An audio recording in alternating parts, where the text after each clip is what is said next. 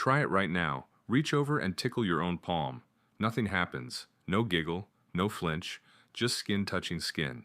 But hand someone else your palm and you're squirming in seconds.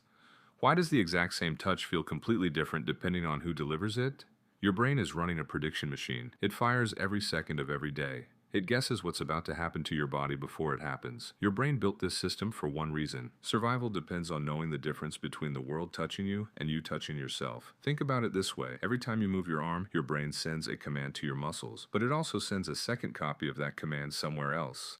Scientists call this a forward model. It's a kind of internal rehearsal.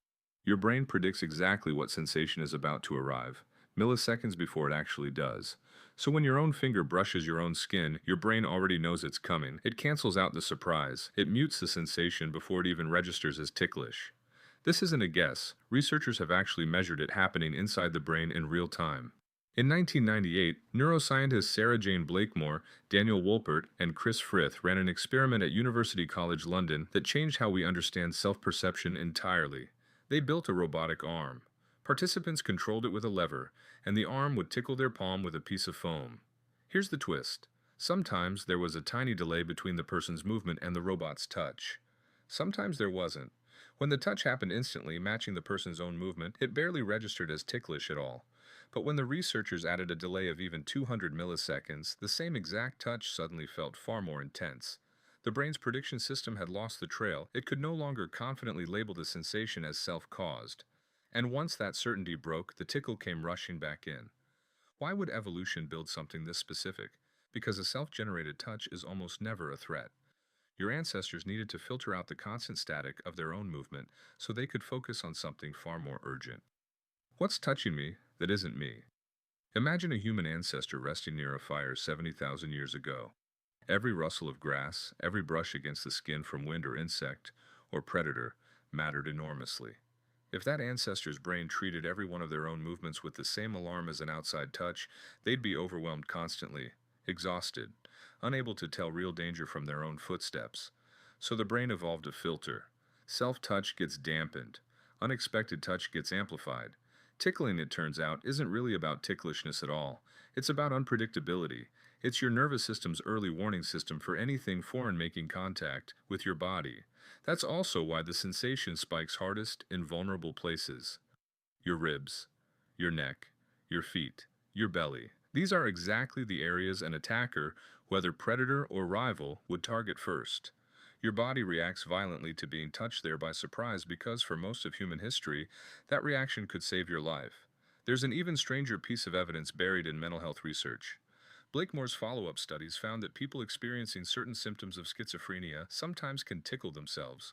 Their internal forward model doesn't function the same way. Their brain fails to confidently predict and cancel their own self-generated sensations, which is also connected to why some individuals with the condition report feeling like outside forces are controlling their movements. The same broken prediction system that lets you tickle yourself may also be tangled up in how the brain tells the difference between self and other entirely. So ticklishness isn't a flaw in your nervous system. It's proof your nervous system is working exactly as designed. It's constantly asking one question, over and over, thousands of times a second. Did I do this, or did something else? Here's where it gets even more interesting.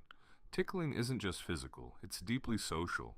Studies on laughter, including work from primatologist Marina Davila Ross, have shown that great apes, including chimpanzees and orangutans, laugh when tickled too, and their laughter patterns share structural similarities with human laughter, suggesting this response is ancient. It likely predates humans entirely. Tickling and the laughter it produces may have evolved as an early bonding mechanism, a way for parents and infants or members of a social group to build trust through controlled, playful vulnerability. Think about how tickling actually happens between people. It almost never happens between strangers. It happens between people who already trust each other, a parent and a child, close friends, partners, because being tickled means letting someone else trigger that ancient alarm system on purpose and trusting them not to actually hurt you. The laughter that follows isn't just a reaction to sensation, it's a release. Relief that the unpredictable touch turned out to be safe after all. That explains something else you probably noticed. Being tickled by someone you don't like or don't trust doesn't feel fun. It feels awful, almost aggressive. The physical sensation is identical, but the emotional context flips the entire experience, which tells you something important. Tickling was never really about the skin. It was always about the relationship behind the touch. So what does any of this have to do with your life today? More than you'd think. That same prediction system that cancels out your own touch is running constantly in the background of everything you do. It's why you don't flinch at your own heartbeat, but you jump when someone taps your shoulder unexpectedly. It's why a hug from someone you trust feels calming, while an unexpected hand on your back from a stranger feels alarming, even if the pressure is identical. Your brain is never just processing sensation, it's constantly asking who caused it and whether that person can be trusted. That single evolutionary trick, built to protect early humans from unseen threats, still quietly shapes how safe or unsafe you feel in nearly every physical interaction you have.